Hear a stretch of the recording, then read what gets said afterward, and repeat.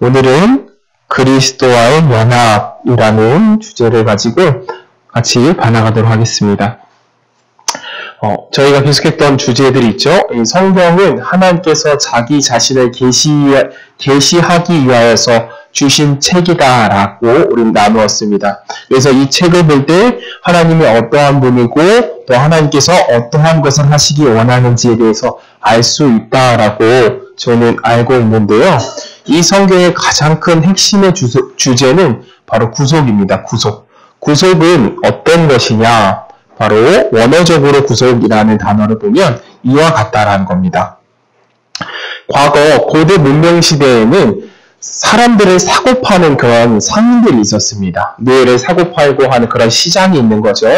그런 시장통 가운데에 많은 노예들이 서 있는데 그 중에 한 노예를 한 명이 사가는 겁니다. 그걸 바로 구속이라고 이야기합니다. 바로 예수님께서 저 노예로 젖어 있고 자신의 의지와 상관없이 죽음으로 가고 있는 저희와 같은 죄인을 사시는 것을 구속이라고 하는 건데요.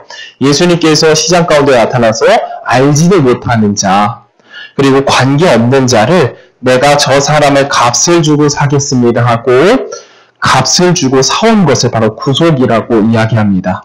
이 값을 주고 사온 다음에는 어떠한 결과가 이루어질까요? 바로 연합이 이루어지는 겁니다. 연합. 이제는 예수님과 내가 관련 없던 자에서 관련 있는 자, 그리고 관계가 생긴 것을 바로 연합이다라고 표현을 하는데요. 이 연합을 성경에서는 굉장히 많이 표현하고 있고 우리들에게 중요시 여기라고 말하고 있습니다. 먼저는 오늘 본문 말씀을 보면서 이 연합에 대해서 관계가 이어지는 것에 대해서 먼저 짚고 넘어가도록 하겠습니다. 창세기 15장 9절부터 18절까지인데요. 한번 말씀 보도록 하겠습니다. 이 내용은 아브라함이 하나님과 언약을 맺는 장면입니다. 언약을 맺는 장면이에요. 본래 아브라함의 이름은 아브람이다라고 되어 있죠. 이제 아브람에게 하나님께서 찾아오셔서 언약을 맺는 것인데요. 이 언약을 통하여서 관계가 생기는 겁니다. 관계가. 교독하면서 보도록 하겠습니다. 여호와께서 그에게 이르시되 나를 위하여 3년 된 암소와 3년 된 암염소와 3년 된 수양과 산비둘기와 집비둘기 새끼를 취할지니라. 아브라함이 그 모든 것을 취하여 중간을 쪼개고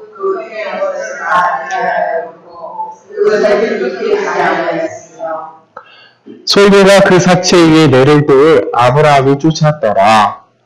그때 아브라함이 이 사체 중에 캄캄한 이마로 시집이 들어왔더니 여호와께서 아브라함에게 이르시되 너는 정령이 알라 내 자손이 이방에서 객이 되어 그들을 섬기겠고 그들을 400년 동안 내 자손을 괴롭게 하리니 그 섬기는 나라를 내가 지키시며 그 위에 내 자손이 큰 죄를 이끌고 나오리라. 너희 장수하다가 평안히 조상에게로 돌아가 장사될 것이요 내 자손은 400년 만에 땅으로 돌아오니 이는 아무리 속속에 있어야게 하지 아니하니라. 해가 져서 어두울 때에 연기나는 풀무가 보이며 타는 횃불이 쪼갠 고기 사이로 지나더라.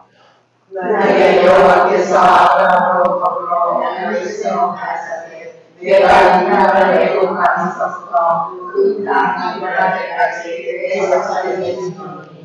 아멘. 여기까지 읽도록 하겠습니다. 본래 아브람이라는 사람의 고향은 갈대아 우르다라고 성경이 기록하고 있습니다.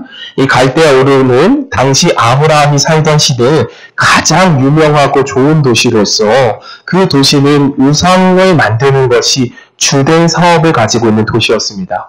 즉 아브라함과 아브라함의 아버지는 가정에 모여서 항상 직업을 삼았던 것이 무엇이라는 거죠? 우상을 만드는 일을 직업으로 삼았다라는 거예요. 그런 아브라함이 누가 찾아오신 거죠?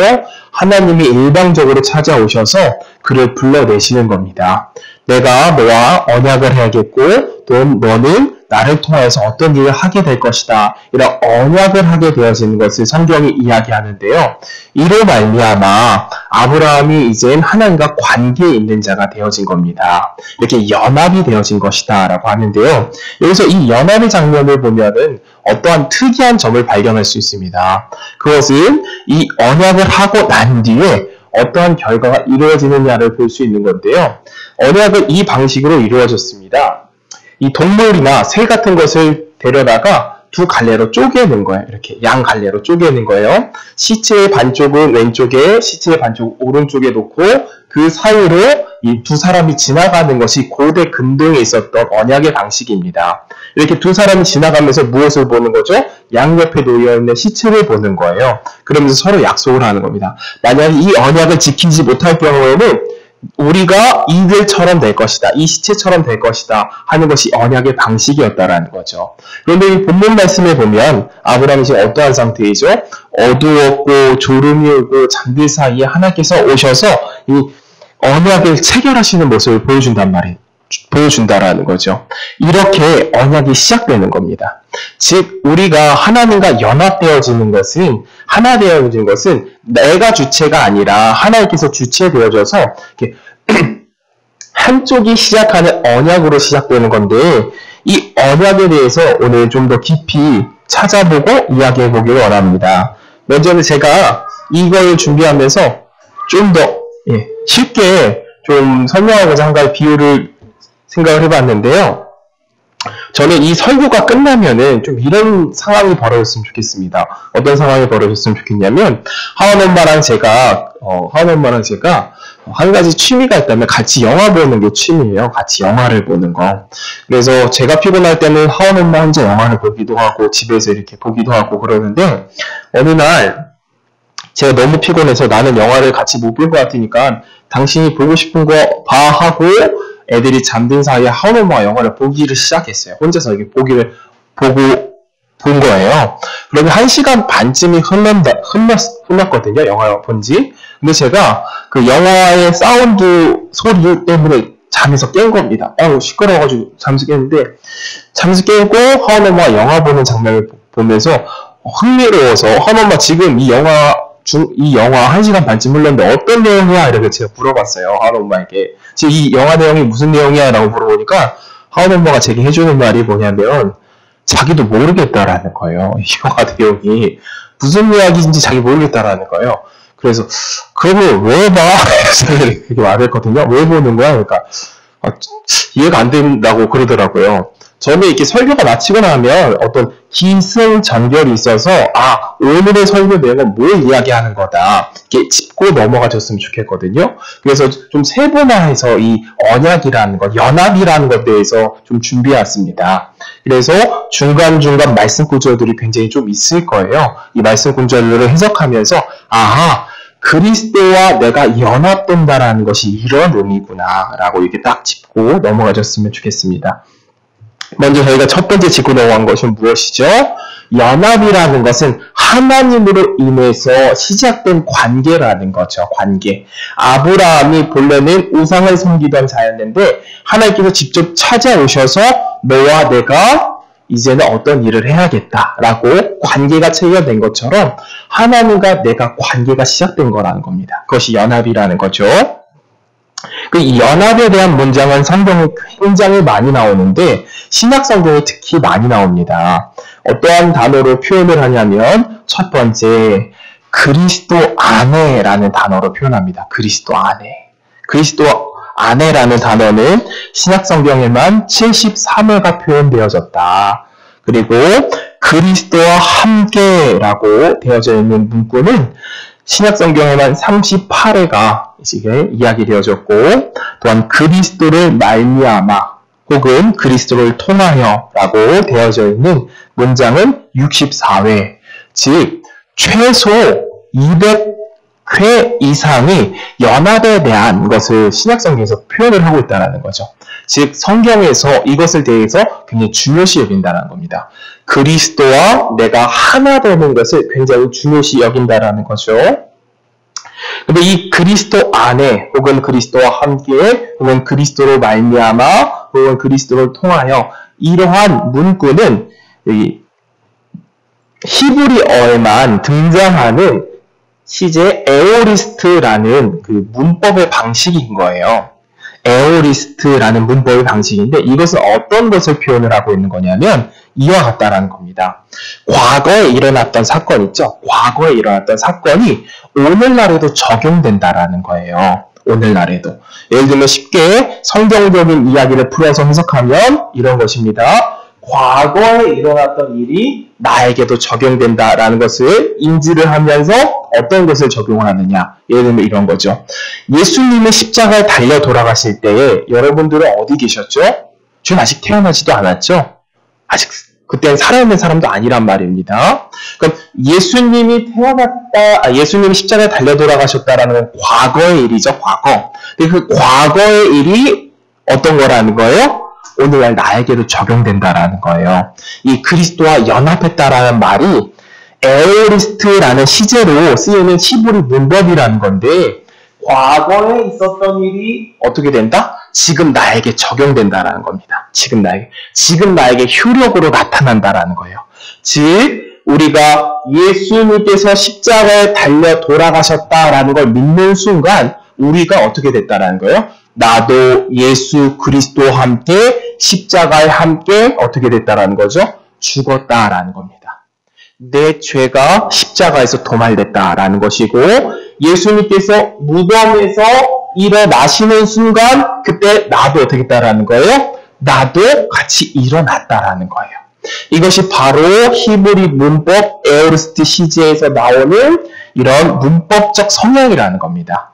그리스도 안에 혹은 그리스도와 함께 그리스도를 말미암아 그리스도를 통하여 이렇게 강조하고 있는 이 말은 내가 그리스도와 함께 그 일을 같이 겪는다라는 거죠. 예수님이 죽을 때 나도 같이 죽었고 예수님이 부활하실 때 나도 같이 일어났고 예수님이 하늘에서 승천하셔서 어디로 옮겨가셨죠? 하나님 보좌 옆으로 앉아 계시죠? 성경은 이렇게 말하는 겁니다. 예수 그리스도가 보좌 옆에 앉을 때 누구도 같이 앉는다라는 거예요? 나도 같이 앉는다라는 거예요. 누구는 저 멀리 시골 바닥에서 천국에서 가장 예루살렘 성에서 먼 곳에서 사는 것이 아니라 그리스도가 보좌 옆에 앉을 때 나도 어떻게 된다라는 거죠? 함께 앉는다라는 거예요. 그리스도가 이제는 세상을 통치하실 때 그때 나도 어떻게 한다는 거죠? 같이 통치자가 된다라는 겁니다. 성경은 이렇게 계속해서 이것을 주장하고 있는데요. 함께 성경 구절을 먼저 찾아보도록 하겠습니다. 먼저는 그리스도와 함께라는 그 문구가 나오는 것들을 좀 보도록 할까요? 로마서 6장 8절 말씀입니다. 이 문구들을 보면서 뭘 기억하시는 거예요? 에오리스트 시제라는 것이 있는데 그것은 뭘 뜻하는 것이다? 과거에 일어났던 일이 지금 바로 나에게도 적용된다라는 거예요. 지금도 일어나고 있다라는 겁니다. 보겠습니다. 만일 우리가 그리스도와 함께 죽었으면 또한 그와 함께 살 줄을 믿노니 라고 적혀있죠. 성경 구절 한 구절 더 보도록 하겠습니다. 로마서 6장 4절입니다. 그러므로 우리가 그의 죽으심과 합하여 세례를 받음으로 그와 함께 장사되었으니 이는 아버지의 영광으로 말미암아 그리스도를 죽은 자 가운데서 살리신과 같이 우리로 또한 새 생명 가운데서 행하게 하려 함이니라.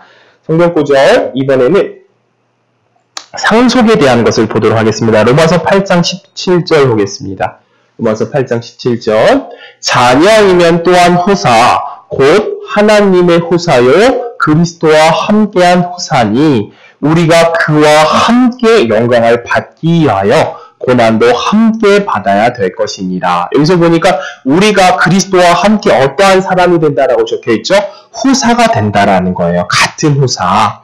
예수님은 성부 하나님의 장자였죠. 장자는 무엇을 물려받게 되어져 있습니까? 2배의 값을 물려받게 되어져 있고 아버지 것을 그대로 받는 자가 되는 거예요. 그런데 그와 같이 우리도 어떻게 되어진다? 후사가 되어진다. 누구는 저만큼 잘 사는 나라가 되고 누구는 쫓겨가는 나라가 되는 것이 아니라 우리는 같이 후사가 되어진다는 거. 왜? 내가 누구에게 속해 있기 때문에 내가 그리스도와 속해 있기 때문에 예수님께서 모든 후사를 아버지께 받으시죠? 아버지께 받는다는 말입니다. 예를 들면 가정을 하는 거예요. 이제 아버지가 나이가 노년이 되셔가지고 얘들아 내가 너희들에게 유산을 물려줄게 하고 유산을 나눠주는 겁니다. 첫째, 하은이는 내가 가진 것 중에 이 성경책을 가져라 라고 하고, 둘째, 서은이는 내가 가진 것 중에 이 컵을 가져라 라고 물려줄 거 아니에요.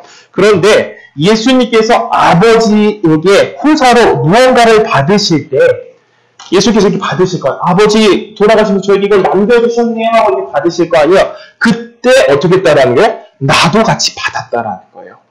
예수님이 받으시는 것을 누구도 같이 받는다? 나도 같이 받는다. 왜? 우리가 그리스도와 함께 있기 때문에.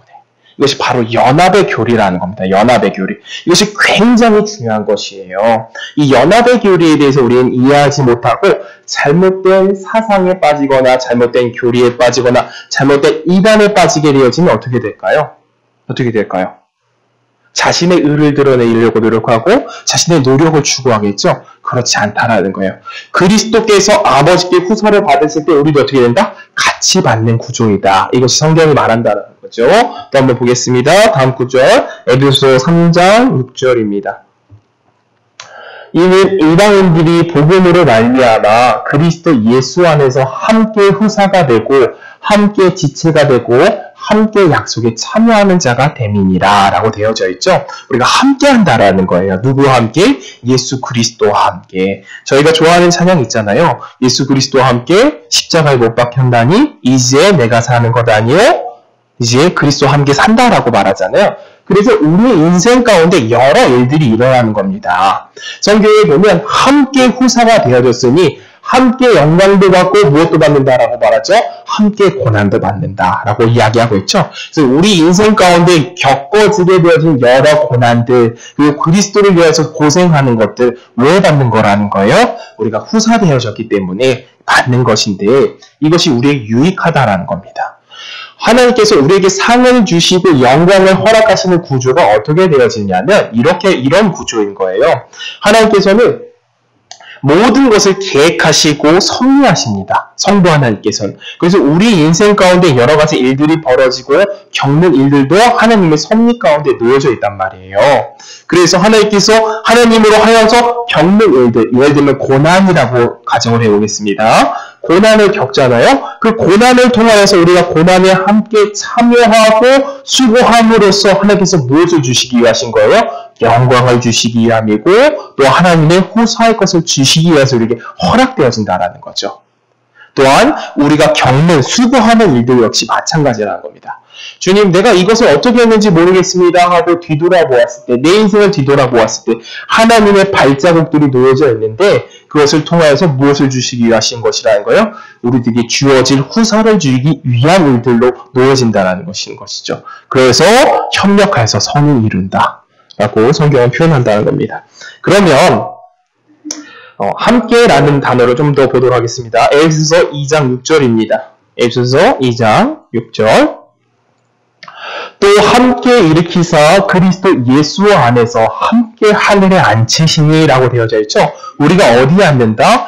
예수님께서 보좌 우편에 앉으시면 우리도 함께 앉는 거예요. 우리도 함께. 하늘에 앉히시는데 우리도 그 자리에 앉게 되어지는 겁니다. 그러면 그리스도와 함께라는 단어가 이 연합을 상징한다 그랬고 또 어떠한 단어가 연합을 상징한다라고 이야기했죠? 그리스도로 말미암아라는 단어가 연합을 상징한다라고 지금 이야기를 나누고 있습니다. 근데 이 그리스도로 말미암아라는 단어가 본래 원어적으로 좀 더 쉽게 풀이하면 이런 단어인 거예요. 그리스도로 말미암아라는 단어를 뭘로 바꾸시면 좀 더 이해하기 쉽게 되어지느냐? 그리스도를 통하여 이 단어로 바꿔보시는 거예요. 지금부터 이 화면에 나올 단어들은 뭐가 나오냐? 말미암아라는 단어가 나올 거예요. 그러면 그거를 뭘로 바꾸시면 된다고요? 그리스도를 통하여로 바꾸시는 거예요. 머릿속에 이렇게 바꿔보시는 거예요. 보겠습니다. 로마서 5장 1절 보겠습니다. 그러므로 우리가 믿음으로 의롭다 하심을 얻었은즉 우리 주 예수 그리스도로 통하여 하나님으로 더불어 화평을 누리자. 내가 본래는 죄인이고 악한 자이고 하나님 앞에서 멀어진 자였는데 그리스도가 누구랑 친해요? 그리스도가 누구와 함께 하시고 친하실까요? 당연히 성부 하나님이죠. 내가 그리스도와 함께 있으니까 그리스도를 말미암아 그리스도를 통하여 어떻게 되어지는 거예요? 화평을 이루게 되어지는 거예요. 화평을. 그런 거죠. 우리 서원이가 사실은 주일날 오면은 때도 많이 부리고 투정도 많이 부려요. 우리 성도님 너무 잘 이해해 주시고 감사한 마음이 항상 많이 있거든요. 그런데 우리 선도네 집에서 우리 아이들을 많이 케어해 주시거든요. 특히 선유가 저희 아이들을 많이 돌봐줍니다. 그런데 선유가 하원이랑 서원이가 이렇게 있잖아요. 하원, 서원이가 있습니다. 그러면 선유야, 누가 더 좀 말을 잘 듣니? 그러면 당연히 하원이라고 하거든요. 당연히. 그럼 서원이도 좀 같이 데리고 놀아줘. 이렇게 제가 말을 한단 말이에요. 그러면 선유가 뭐라고 말하냐면, 서원이는 말을 안 들어요. 그래요. 말을 안 들어요. 이렇게 말을 한단 말이에요. 그런데 재밌는 건 뭐냐면, 선우가 이제 교회에 계속 있다 보면 심심하고 재미가 없잖아요. 그럼 어디 가고 싶을까요? 당연히 놀이터, 여기 아파트 내에 있는 놀이터에 가고 싶단 말이에요. 그러면 하원이를 데려가려면 누구도 데려가야 돼요? 서원이도 데려갈 수밖에 없는 거예요. 지금 구조가. 서원이가 졸졸졸졸 쫓아다니고 안 보면 울어버리거든요. 하원이는 혼자 잘 노는데 서원이 딸려 들어가는 겁니다. 그래서 꼭 다녀오고 나면 서원이는 신나있고 선유는 지쳐있고 이런 모습을 많이 보거든요. 그런 거 같다라는 거예요. 지금 비유하는 것이 적절히 완전히 성경적이지는 않지만 하원이에게 누가 딸려있어요? 서원이가 딸려있는 거예요. 그래서 같이 동행하게 되어지는 거거든요. 이와 마찬가지라는 겁니다. 내가 그리스도와 연합되어져 있기 때문에 성부 하나님과 화평하신 예수 그리스도를 말미암아 나도 화평케 되어진다라는 거죠. 성경에 기록하기를 또 말씀 보도록 하겠습니다. 로마서 5장 11절 보겠습니다. 지금 우리가 바꿔야 될 구절이 무엇이죠? 말미암아를 통하여를 바꾸면 된다라고 이야기했죠. 이뿐만 아니라 이제 우리를 화평을 얻게 하신 우리 주 예수 그리스도를 통하여 하나님 안에서 또한 즐거워하느니라. 우리가 교회에 와서 하나님으로 인해 즐겁잖아요. 하나님으로 말씀을 배우는 것이 즐겁고 예배드리는 것이 즐겁고 찬양하고 즐겁단 말이에요. 누구를 통하여 이게 즐거워지는 것이라는 거예요? 바로 그리스도를 통하여. 내가 그리스도 안에 있기 때문에 이것이 다 가능하다라는 겁니다. 성경 말씀 좀 더 찾아보도록 하겠습니다. 에베소서 1장 5절 말씀입니다. 에베소서 1장 5절 말미암아를 통하여를 바꾸면 된다라고 이야기를 나누고 있죠. 그 기쁘신 뜻대로 우리를 예정하사 예수 그리스도를 통하여 자기의 아들들이 되게 하셨느니 자기의 아들들이 되겠다라는 거죠. 누구를 통하여? 예수 그리스도를 통하여. 마치 고구마 줄기를 하나 이렇게 캐올리면 뭐가 따라와요? 그 밑에 있는 줄기들이 들들들 따라오는 것처럼 예수가 하나님의 아들이지 않습니까? 그런데 예수만 하나님의 아들이야. 예수만 건져 올리는데 그 밑에 누가 따라오는 거예요? 우리들이 따라 올라가는 거예요. 왜? 예수가 하나님의 아들이니까 우리가 어디 안에 들어가 있는 거죠? 지금 예수 안에 들어가 있기 때문에 우리도 아들이 되는 겁니다. 그래서 가장 중요시되는 것이 무엇이다? 우리가 지난주에 이야기했던 것처럼 성경이 만들어지는 데에 가장 중요한 주제가 무엇이었다라는 거예요? 그리스도를 중심으로 만든다라는 겁니다. 여러 책들이 있었다 그랬죠? 우리 지난주에 얘기했을 때. 이 성경을 만들 때에 위경과 가경, 잘못된 책들이 몇 권 이상 있다는 거예요.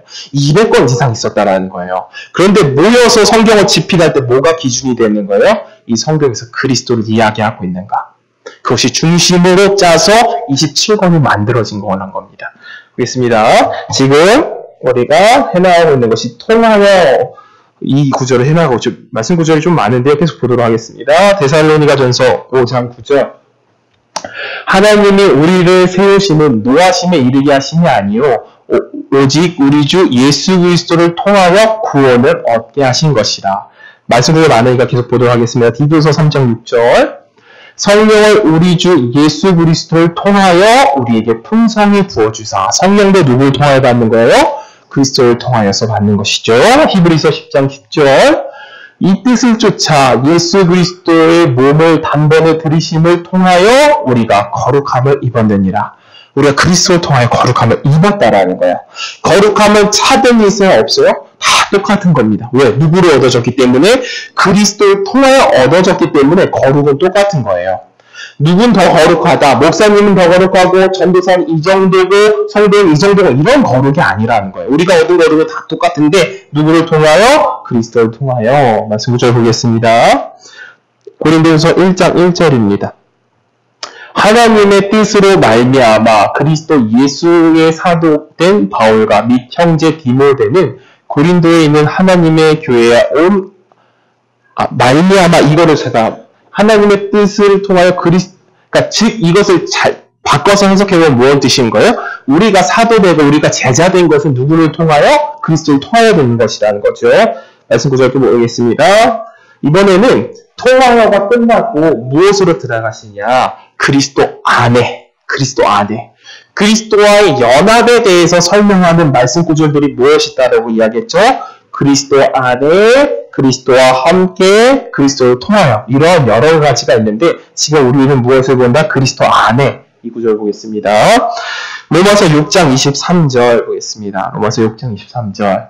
죄의 삭슨 사망이요 하나님의 은사는 그리스도 예수 우리 주 안에 있는 영생이니라. 우리가 그리스도 안에 있기 때문에 영생을 얻었다는 것이고 로마서 8장 1절입니다. 로마서 8장 1절입니다.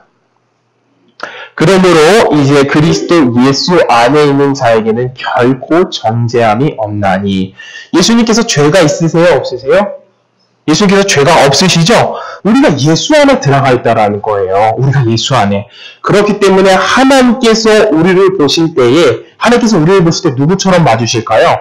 예수처럼 보는 거예요. 왜? 예수 안에 들어가 있는 연합되어 있는 존재이기 때문에 하나님이 이런 박인진이 하고 보는 것이 아니라 누구처럼 봐주신다? 예수 그리스도처럼 이렇게 봐주신다라는 거죠. 그것이 너무나 은혜스럽지 않습니까?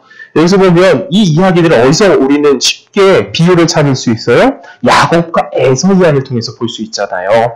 이삭이 야곱을 보는데 누구처럼 봐줘요? 에서처럼 봐준단 말이에요. 장자처럼 봐준다라는 거예요. 원래 차자였던 야곱을 누구처럼 봐준다? 장자처럼 봐준다. 즉 우리의 모습을 봐주는 것이 아니라 내가 누구 안에 들어가 있기 때문에 예수 안에 섞여 있고 연합되어져 있기 때문에 예수 그리스도의 모습으로 봐주신다라는 거예요. 이것이 바로 연합의 교리에 대한 의미입니다. 보겠습니다.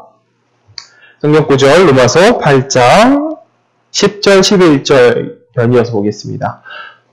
10절 11절입니다. 또 그리스도께서 너희 안에 계시면 몸은 죄로 인하여 죽은 것이나 영은 의로 인하여 산 것이다.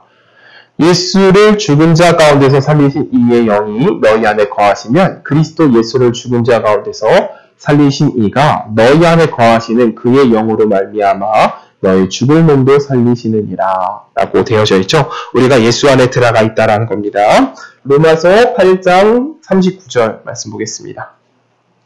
로마서 8장 39절.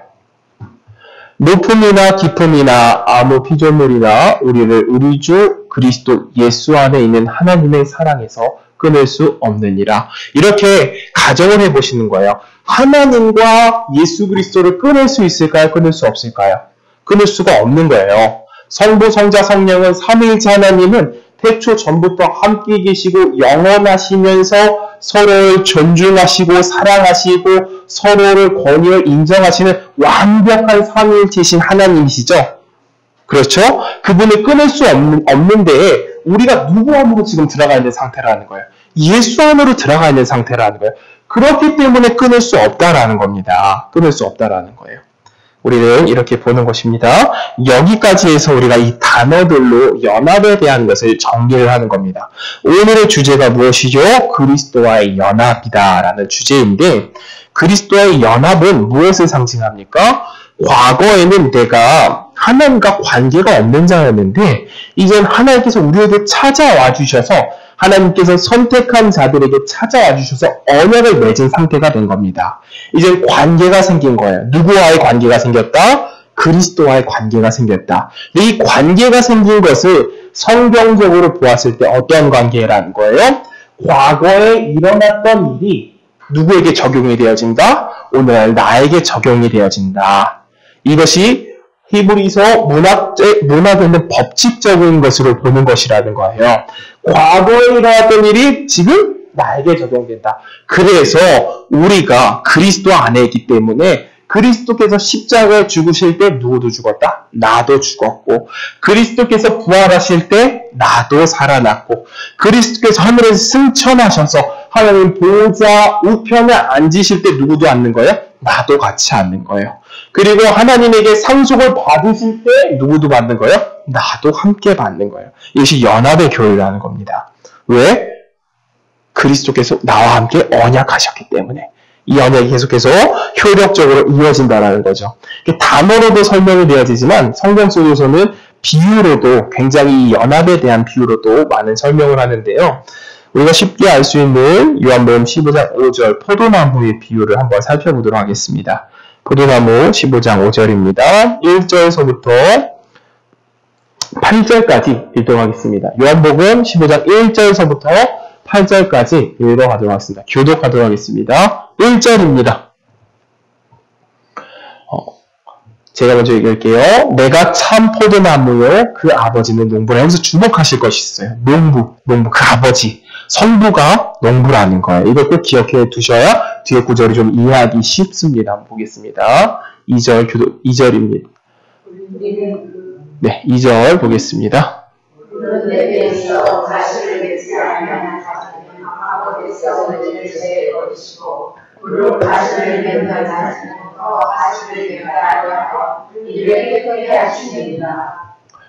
너희는 내가 일러준 말로 이미 깨끗하였느니라.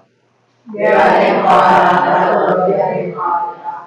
가지가 포도나무에 붙어있지 아니하면 서로 가시를 맺을 수 없음과 같이 너희도 내 안에 있지 아니하면 그러하라. 나는 포도나무에 너희는 가느니 저가 내 안에 내가 저 안에 있으면 이 사람은 과실을 많이 맺나니 나를 떠나서는 너희가 아무것도 할 수 없음이니라. 사람은 내 안에 거하지 않으면 가지처럼 밖에 버리어 나가지 않니. 사람들이 이것을 모아다가 내게서 사느니라. 너희가 내 안에 거하고 내 말이 너희 안에 거하면 무엇이든지 원하는 대로 구하라. 그리하면 이루리라. 너희가 가시를 많이 맺으면 그의 아버지께서 영광을 가지실 것이요 너희가 내 제자가 되리라. 네. 성경은 이 연합에 대한 비유를 굉장히 많이 하는데 그 중에 한 가지인 바로 포도나무 비유입니다. 포도나무가 예수 그리스도시고 우리는 가지다. 이렇게 연합이 되어져 있다라는 거죠. 그로 인하여서 무엇 일이 생긴다? 열매 맺는 일이 생긴다라는 거죠.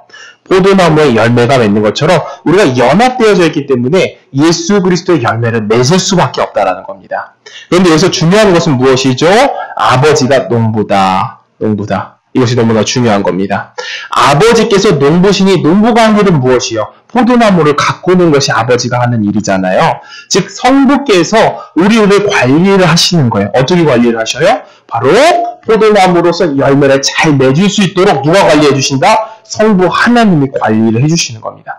그래서 즉 성도라면 하나님께서 부르시고 택하시고 중생케 하신 성도라면 어떤 일이 벌어진다라는 거예요. 열매를 맺는 일이 반드시 벌어진다라는 겁니다. 보겠습니다. 이것이 연합에 대한 이야기고 에베소 2장 10절 말씀을 보겠습니다. 에베소 2장 10절 왜 열매를 맺게 하시느냐? 우리는 그의 만드신 바라 그리스도 예수 안에서 선한 일을 위하여 지으신 받은 자니 이 일은 하나님이 전에 예비하사 우리로 그 가운데서 행하게 하려 하심이니라 라고 되어져 있죠. 우리가 사는 목적이라는 거예요. 웨스트민스터 신앙고백 수요일 문답 1문에는 우리 인생의 목적에 대해서 이야기하고 있습니다. 사람의 인생의 목적이 무엇이죠? 하나님을 영화롭게 하고 그로 인해서 기뻐하는 것이 인생의 목적이라는 거예요. 우리의 인생의 목적. 우리가 왜 태어났나? 엄마 나 왜 태어났어? 아빠 나 왜 태어났어? 그랬을 때 우리가 대답해 줘야 될 것이 무엇이죠? 너가 태어난 이유가 무엇이냐? 바로 하나님을 영화롭게 하고 그로 인해서 즐거워하기 위함이다. 라고 분명히 이야기해 주셔야 되는 거죠. 저도 그렇게 아이들에게 이야기해 주고 싶습니다. 네, 보겠습니다. 그래서 우리가 예수 그리스도와 연합되어져서 열매 맺는 이유는 무엇이다? 우리가 여러 선한 일들을 함으로써 하나님께 영광 돌리기 위하고 영화롭게 하기 위하여서 그렇다는 것이죠. 또한 여러 비유들이 나오는데 로마서 8장 17절 말씀 보겠습니다. 로마서 8장 17절입니다. 이 부분을 넘어가고요. 베드로전서 2장 4절에서 5절입니다. 베드로전서 2장 4절에서 5절. 사람에게는 버림받았으나 하나님께서 택하심을 입은 보배로운 산돌이신 예수에게 나와 너희도 산돌같이 신령한 집으로 세워지고 예수 그리스도를 말미암아 하나님을 기쁘시게 받으실 신령한 제사를 드릴 거룩한 제사장이 될지니라. 그래서 두 번째 비유가 나오는 거예요. 연합에 대한 비유. 그리스도와 성도가 하나 되어지는 연합의 비유는 두 번째 무엇이 나오느냐? 바로 건물에 대한 비유가 나오는 겁니다. 건물이 있는데 건물을 세우기 위해서 무엇이 가장 중요할까요? 중심이 되어지고 주축이 되어지는 주춧돌, 중심돌이 가장 중요할 거 아니에요. 그 중심돌이 바로 예수 그리스도라는 겁니다. 그리고 우리는 그 옆에 있는 구조물이 되어져서 무엇을 만들어간다? 하나의 건축물이 되어져가고 하나의 교회가 만들어져가고 하나의 공동체가 세워진다라고 이렇게 비유하고 있는 것입니다. 그런데 무엇이 무너지면 다 와르르 무너지는 거예요. 중심돌이 무너지면 무너져버리는 거예요. 근데 중심돌이 무너지지 않으면 결코 무너지지 않는다라는 겁니다. 성경이 말하는 것은. 베드로가 듣는 말이 무엇입니까? 너가 반석 위에 집을 세우리라 라고 말씀하시잖아요. 우리가 그리스도라는 중심돌을 세우고 반석 위에 단단히 세워나가는 거예요. 근데 실제로 이 그리스도 중심적으로 신앙생활을 해오는 교회는 결단코 무너지지 않는다는 것을 역사 속에서 계속 보여주고 있습니다. 역사 속에서 두 가지 기독교 내에 큰 위기가 있었는데요. 첫 번째로는 AD 64년에 일어났던 일입니다. 바로 로마 황제 네로 황제를 통하여서 로마의 대화재 사건이 그 이야기예요. AD 64년경 로마 황제 네로라는 사람이 있었는데 그는 정치적으로 큰 위기에 몰렸습니다. 큰 위기에 몰렸어요. 여러 신하들에게 그 황제직을 물러나라는 위기에 몰려 있었는데요. 어느 날 큰 화재가 발생을 하는 겁니다. 큰 화재가 발생을 하는 거예요. 그런데 신기하게도 어느 지역에만 화재가 발생을 하지 않았느냐? 유대인이 살던 지역에만 화재가 발생을 하지 않은 거예요. 그래서 정치적으로 이것을 이용을 해야겠다. 무엇을 이용한 거예요? 유대인들이 화재를 저질렀다 하고 이용을 해서 그 이후부터 기독교인들이 굉장한 핍박을 많이 받습니다. 그런데 그들의 신앙이 어떻게 되어져요? 계속해서 이어지는 거야. 남들이 보았을 땐 기독교란 종교는 아예 없어질 것이다 라고 했지만 그들은 그 신앙, 그리스도 중심된 신앙을 어떻게 이어가죠? 카타콤이라는 지하 동굴에 들어가서 그들의 신앙을 유지해가는 그러한 모습이 있었고 또 두 번째로는 AD 410년경에 로마라는 나라가 멸망의 길을 접어들게 되어져요.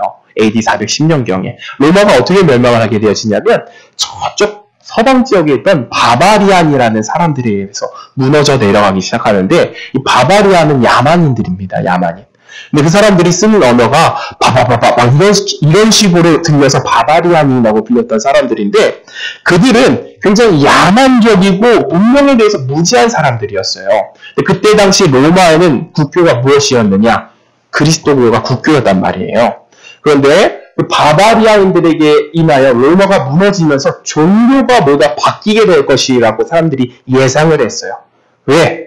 인종이 바뀌게 되면 당연히 그들이 믿는 신도 바뀌게 될 것이다 라고 예상을 했는데 바바리아인들이 실제로 로마를 지배하기 시작하다 보니까 어떤 일이 벌어져요? 그들이 섬기고 있는 그 문화와 문명이 너무나도 아름다워 보였던 거예요.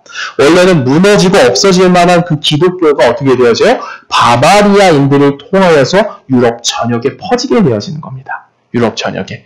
이렇게 그리스도의 교회, 그리스도 중심적인 교회는 그리스도의 신앙을 고백하는 교회는 결단코 무너지지 않는 겁니다. 왜? 반석 위에 세워져 있기 때문에. 보겠습니다. 이렇듯 신령한 건축물에 대한 연합, 머리가 누가 되어지고 그리스도가 되어지고 건축물이 되어져서 교회가 완성되어지는 그 연합에 대한 것을 이야기하고 또한 어떠한 연합에 대한 비유가 있느냐. 에베소 5장 23절입니다. 말씀 보겠습니다. 에베소 5장 23절 있습니다. 이는 남편이 아내의 머리됨이 그리스도께서 교회의 머리됨과 같음이니라. 그가 친히 몸의 구주시니라.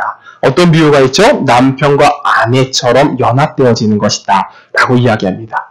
이때 당시에 남편과 아내의 가정의 모습은 무엇이었느냐? 남자, 가부장적인 문화 속에서 사는 것인데요. 남자가 여자를 어떻게 하는 거예요? 다스리고 통치하고 그를 이끌어가는 거예요. 남자의 책임이 있는 겁니다. 즉 그리스도와 성도가 연합되어지는데 이젠 누가 나를 책임진다? 그리스도가 책임진다라는 거죠. 그러면 아내로서 우리가 그리스도의 아내로서의 모습은 무엇일까요? 내 맘대로 남편을 섬길 거야 하는 것이 아내의 모습일까요? 아닌 거예요. 그리스도의 법에 의해서 섬기고 그를 따라가는 것이 아내의 모습이라는 거죠. 그리고 또한 비유 무엇이 있느냐? 에베소 4장 15절에서부터 16절입니다. 연합에 대한 비유, 또 어떤 비유가 있느냐? 오직 사랑 안에서 참된 것으로 하여 범사의 계획까지 자라지니 그는 머리니 곧 그리스도니라. 그에게 온 몸이 각 마디를 통하여 도움을 입음으로 연락하고 상합하여 각 지체의 분량대로 역사하여 그의 몸을 자라게 하며 사랑 안에서 스스로 세우니라. 어떤 비유죠? 몸에 대한 비유라는 거예요. 그리스도가 머리고 우리가 각 지체가 되어져서 연합되어져 있다. 연합되어져 있다. 그런데 이렇게 연합되게 한 이유가 무엇이냐? 왜 연합되게 하셨느냐? 기록을 하고 있죠. 자라나게 하기 위해서다 라고 이야기를 합니다. 연합되어진 상태만 기억하는 것이 아니라 우리들에게도 무언가 책임이 있다라는 거예요. 손가락으로서 해야 될 일이 있는 것처럼 우리들에게도 연합되어졌으니까 해야 될 일이 있는데 그것이 무엇이다? 자라나야 된다는 겁니다. 성숙해지고 자라나고 열매를 맺어야 된다라고 이야기를 하죠. 골로새서 2장 19절입니다. 골로새서 2장 19절 말씀 보겠습니다. 머리를 붙들지 아니하는지나 온 몸이 머리를 말미암아 마디와 힘줄로 공급함을 얻고 연합하여 하나님이 자라게 하심으로 자라나느니라. 이제 예수 그리스도와 우리가 연합되어져서 어떤 일이 벌어져야 되느냐? 자라나는 일이 벌어져야 된다라는 거예요. 내 신앙을 뒤돌아봤는데 내가 성숙된 모습이 없다. 내가 아무런 변화가 없다. 그러면 말짱 꽝이라는 겁니다. 정말 연합되었는지 질문하라는 거예요. 정말 내 신앙이 그리스도와 연합되어져 있는 상태인가? 라고 질문해 봐야 된다는 거죠. 이 말씀을 준비하면서 제가 몇 가지 비유를 머릿속에 떠올려 봤습니다. 어떤 비유냐면요. 어제 비가 적게 내렸나요? 많이 내렸나요? 굉장히 많이 내렸죠. 화요일이었는데 택배업을 제가 하고 있지 않습니까? 택배는 화요일이 가장 바쁜 날이에요. 가장 힘든 날이거든요. 왜냐하면 주말에 주문했던 것이 이제 월요일날 발송을 하고 이제 화요일날 배송을 하는 거예요.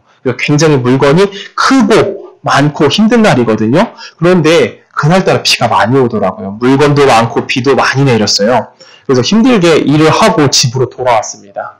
돌아와서 몸이 너무 안 좋다. 너무 힘들다. 내일 또 설교도 하고 말씀도 듣고 하려면 한숨 자야겠다 하고 제가 한 5시, 오후 5시쯤에 한두 시간만 자야지 하고 이렇게 잠을 자려고 잠을 청했어요. 침대에 누웠는데 그 전에 애들이 집에 있으니까 애들 방학해서 집에 계속 있었거든요. 방학에서 집에 있으니까 하원이한테 하원아 너 뭐 하고 싶어 물어보니까 하원이는 자기는 컴퓨터로 어린이 만화 나오는 걸 좀 보고 싶다라는 거예요. 어린이 만화 나오는 걸. 그래서 그걸 하나 틀어주고 저 옆에서 잠들었거든요. 잠들었는데 10분에서 한 15분 지났을 때 저를 누가 깨우는 겁니다. 막 깨우는 거예요. 근데 하원이가 저를 깨웠더라고요. 일어나 보니까. 저는 한편으로 한 2시간쯤 자고 싶다 생각했는데 아빠 일어나 저를 깨우는 거예요. 그래서 하원아 왜 아빠 왜 깨웠어? 물어보니까 아빠가 지금 너무 코를 골아가지고 자기 만화 보는 것에 집중이 안 된다라는 만화 보는 것에 제가 너무 황당해가지고 황당해서 하나 미안하다 하고 잠을 잤는데 아무리 잠이 안 오는 거예요. 그 이후로는 잠이 안 와가지고 그냥 깨어 있었거든요. 제가 왜 이 이야기를 하냐면 하온이와 저는 가족이고 연합되어 있는 상태잖아요. 연합되어져 있는 상태잖아요. 그럼 하온이가 저한테 그래도 될까요? 안 될까요? 안 되는 거예요. 제 수고를 알고 제가 고생하는 걸 알고 제가 피곤한 걸 알면 저를 이렇게 잘 보살펴 줄 수 있어요. 아빠 일어나 이렇게 하면 안 되죠. 그런데 제 모습에도 신앙생활 속에서 제 모습도 이런 모습이 있지 않나 한번 떠올려 보는 거예요. 성경에서 이야기를 하고 있단 말이에요. 연합이 되어지고 그리스도와 연합이 되어지고 한 가정이 되어졌으면 어떡하라 그러죠? 그리스도를 위해서 살아야 된다라고 이야기한다는 겁니다. 아빠 일어나 깨우면 안 된다라는 거예요. 그렇죠? 하온이가 지금 잘 못 들을 거예요. 하지만 하온이 많이 발전했습니다. 제가 뒤돌아봤을 때 제 이야기도 좀 많이 발전했거든요. 성경이 뭐라고 말하죠? 공급합을 얻고 세 번째 줄이죠. 연합하여 하나님이 자라게 하심으로 자라나느니라 라고 된다라는 거예요. 계속 하온이가 어릴 적 모습에 있으면 안 된다라는 거죠. 왜? 연합되어져서 누가 지금 먹이고 있다라는 거예요? 그리스도로 인해서 먹여진다라는 거예요. 우리가 신앙생활에 은혜를 받고 기뻐함을 받고 내 인생에 하나님의 섭리를 발견하면 자라면 자라서 어떻게 되어준다고요? 하나님의 일에 참여하게 되어져 있다. 성경이 이야기를 한다는 겁니다. 여기까지 잠시 정리를 해봅니다. 우리가 말씀을 나누었던 것을 지금 정리해봅니다. 오늘의 주제가 무엇이죠? 바로 그리스도와 연합이다라는 주제를 가지고 나누었습니다. 먼저 연합이 되어지려면 어떤 것이 필요하다? 구속이라는 것이 필요한데 구속은 무엇이다? 어떤 노예 상가에서 한 사람이 나타나서 저 사람을 내가 값을 주고 사겠습니다 하고 사온 것이 구속이다. 구속 이후에 어떻게 되어진다? 연합이 이루어진다. 연합. 근데 누구와의 연합이다? 그리스도와의 연합이 이루어진다는 겁니다. 근데 그리스도와의 연합에 대해서 성경은 굉장히 많이 강조하고 이야기하는데 그 강조와 의미들은 어떠한 시제다? 에오리스트 시제라는 히브리 문법으로 나오는 시제라는 거예요. 근데 이 연합이라는 단어, 에오리스트 시제는 어떠한 상태라는 거죠? 과거에 일어났었던 일이 오늘날 나에게 적용되어지는 것이라는 겁니다. 이 그리스도와 연합을 통하여서 예수님께서 이루셨던 일이 나에게 적용되어지는 그 상태라는 거예요. 그래서 이것을 쉽게 비유하는 것이 무엇이죠? 그리스도가 십자가에 달려 죽으실 때, 죄값을 치를 때 나도 함께 그리스도와 달려서 죽음으로 죄값이 치러졌고 그리스도께서 사망에서 승리해서 일어나실 때 우리도 어떻게 되어진다? 우리도 같이 일어났다라는 거예요. 하늘에 승천하실 때 나도 같이 올라가고 보좌 우편에 앉으실 때 나도 같이 앉는다라는 겁니다. 이것이 얼마나 큰 소망이고 아름다운 이야기예요. 그렇죠? 근데 아무리 내가 인생을 평생 살아가도 내 모습을 보면 누추하고 추하고 보잘것 없는 모습인데 주님께서 뭐라고 하는 거예요? 너 예수 옆에 앉아라 이 말 하신다는 거예요. 예수 옆자리 네가 앉아야 된다라고 하는 거예요. 왜 앉으라는 거예요? 너 누구에 속해 있기 때문에? 그리스도에 속해 있기 때문에. 성경에 뭐라고 말합니까? 그리스도가 상속자이니 너희도 어떠한 자다? 상속자라는 겁니다. 하나님 아버지께 성부에게 모든 것을 물려받으실 때 나도 그리스도 안에 들어가 있기 때문에 어떻게 되어진다? 모든 것을 같이 물려받는다는 겁니다. 탕자의 비유 아시죠? 탕자의 비유 무엇입니까? 아버지, 내가 종으로서 살고 싶습니다. 너무 죄진 것이 많아가지고 제 모습으로는 아버지 자녀가 될 수가 없을 것 같네요. 라고 말하자 아버지께서 무엇을 해요? 반지를 끼워주고 옷을 갈아입혀주고 잔치를 벌이시죠. 그 일이 우리가 천국 갈 때 일어난다는 겁니다. 왜? 우리가 그리스도와 합해져 있기 때문에, 속해 있기 때문에 아버지 내가 어떻게 하나님 예수님과 함께 이 모든 나라를 통치하며 살아갈 수 있습니까? 라고 고백할지 모르지만 어떻게 한다라는 거야? 너 예수와 함께 같은 속해 있으니까 너도 통치자다라고 말하신다라는 거예요. 그것이 연합의 교리에서 이야기한다는 겁니다. 이 연합의 교리에는 여러 가지 비유들도 나오는데 어떠한 비유들이 나오죠? 바로 포도나무의 비유도 나오고 건물이 완성되어지는 머릿돌과 그 주축돌이 되어지는 건물 비유도 나오고 남편과 아내의 비유도 나오고 이런 비유들이 나온다는 거죠. 그리고 단어들은 어떠한 단어가 나온다? 그리스도 안에 또한 그리스도와 함께 또한 그리스도를 통하여 이러한 단어들이 나온다. 이만큼 200번 이상 그리스도의 연합을 강조하는 것이 성경의 내용이다라는 겁니다. 우리 하원이가 과거와의 비교해 보았을 때는 많은 것이 달라졌습니다. 가족 구성원이 이제 돼가는 것 같아요. 이제는 제가 일하고 와서 누워있으면 하원이가 나와가지고 다리 이렇게 딱 주물러줘요. 다리 주물러주고 어깨도 이렇게 쳐주고 아빠 일하고 와서 피곤하지 이런 말도 할 줄 알더라고요. 그래서 마음이 기쁘더라고요. 그리고 뭐 부채도 이렇게 해주고 그리고 이제 이게 종이에다가 자기 이름도 박자를 쓰기 시작을 한 겁니다. 하원장은 목사인데 못 쓰면 박자를 이렇게 써요. 그만큼 이렇게 성장을 해나가는 거예요.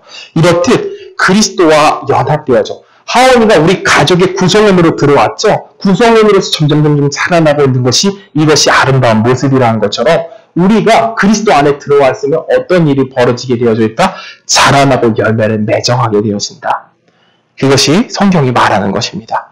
그런데 실제로 개혁주의파 안에서 종교개혁이 일어난 다음에는 두 가지로 나누었어요. 뭘로 나눴느냐? 구원받은 사람과 구원받지 않은 사람 아직 나누었다라는 거예요. 구원받지 않은 사람 뭘로 볼 수 있다? 열매로 볼 수 있다는 겁니다. 그렇기 때문에 우리 교회 내에 모든 사람들이 다 구원받았다라고 보면 안 된다라고 누가 말했느냐? 마틴 로이드 존스 목사님은 그것은 아주 악질적인 병폐라는 거예요. 무엇이 병폐다? 교회 내에 있는 모든 사람들이 구원받았다라고 생각하는 것은 정말 악질적이고 잘못된 성경적인 병폐다라고 이야기했다는 거예요. 우리는 무슨 관점으로 보는 거예요?